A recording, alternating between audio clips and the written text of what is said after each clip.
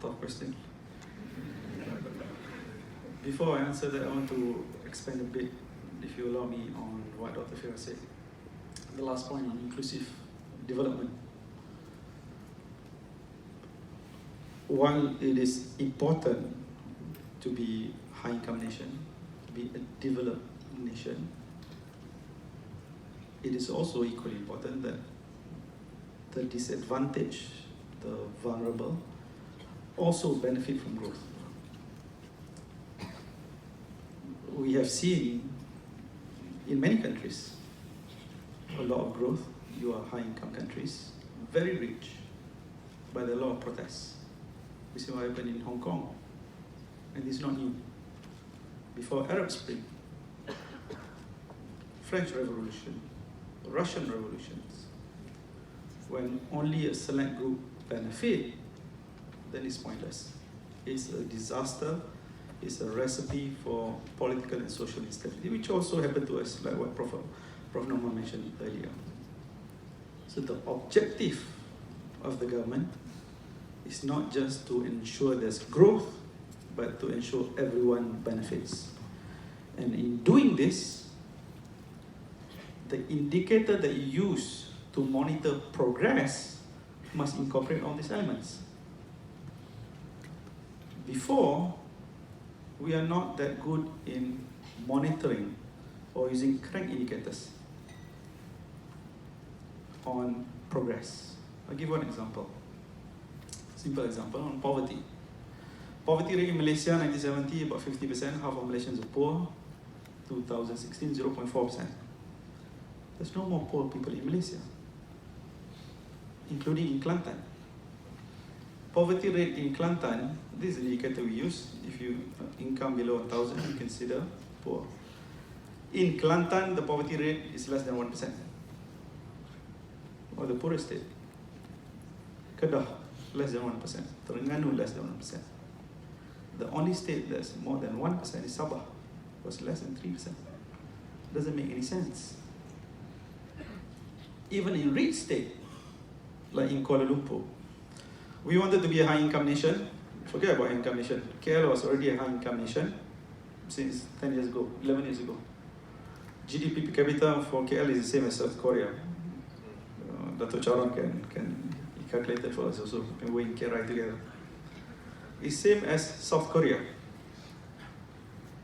But we did a study with UNICEF to look at kids in low-cost flats. The kids in low-cost flat in the richest state in the country where GDP per capita is same as South Korea. The level of poverty, measured in relative sense, adjusted for family size, is 100%. 100% of the kids in low-cost flat in KL live in poverty. How is that possible when the rich is so rich, when the state is so rich, and the absolute poverty in KL is 0%? The measurement must be right first, so you know there's a problem. The government, to the credit of MEA, have shifted from using absolute poverty to using multi-dimensional poverty. But we suggested that they tweak the measurement. Multi-dimensional poverty means you don't look at just poverty in terms of income, but also in terms of health, in terms of education and standard of living. If you tweak certain indicators, you just tweak 2 indicators. In terms of education, those now the government want to use, if you're below 6 years of education, consider 4. We say, hold on, why do you increase to 9? And in terms of health, you include the percentage of kids who are malnourished. Just to put these 2 indicators, the poverty level will increase from what, 2% to 20%. Is this something that we should be ashamed of? No. It's better to acknowledge we have a problem than to sweep everything under the carpet. So if we measure things right, we get the right policy. So while GDP important, but measurement also important. Measurement is quite dynamic. Poverty no longer tak cukup makan. Poverty in voice. Poverty as freedom, Ahmad Hassan like to say. So measurement matters. And then who do you help? There are a couple of groups that need to help. The progress of a nation is best to be looked only from one angle. How do we treat our children? And how we treat our children so far, which the government trying to change, for lack of a better word, is shameful. Why do I say shameful? When we look at the child poverty, it's higher than, of course, the average poverty rate. But the level of malnutrition among Malaysian kids is worse than African countries. The level of stunting, we did a study with UNICEF, the level of stunting globally has been on the decline. In Malaysia, it has been going up.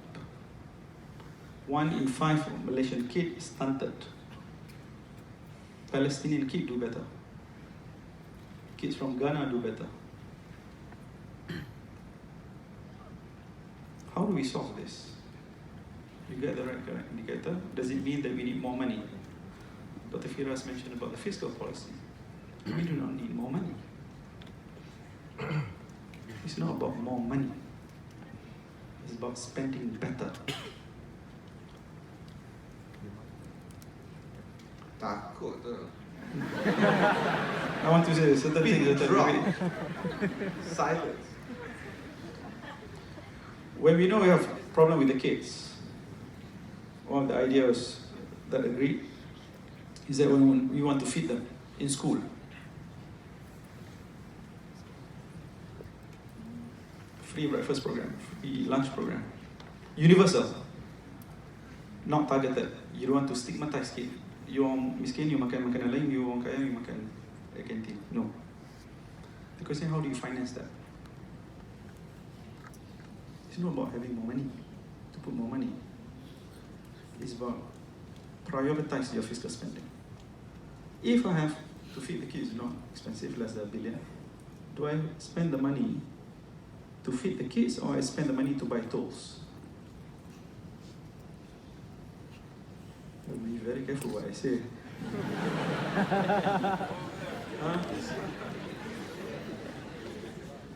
It's pointless to spend on tool. I'd rather spend on kids. Why do I want to spend on tool? To help the poor. 1/3 of the B40 do not even have cars. So who do you want to help? Fiscal spending is important, but how you spend it is the most important part. And if you want to spend it, toll is the least of your concern. You should spend on children. Not spending more money, spending better. But you also need more revenue. You have a lot of opportunities to increase revenue. The rich in this country, if you're rich in this country, you are very lucky. Most of the time, you're not going to pay tax. Or even those who pay tax, very small group. Recently, when the government increased the tax rate for the rich from 28% to 30%,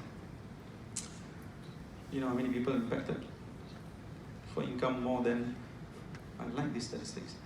How many Malaysians who have income more than $2 million? I put things in perspective. The number of, Dr. Charan also like the number. The number of BMW and Mercedes sold last year was 23,000.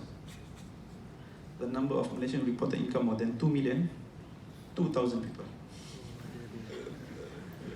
We don't pay tax. It's not about punishing the rich, but for fair taxation.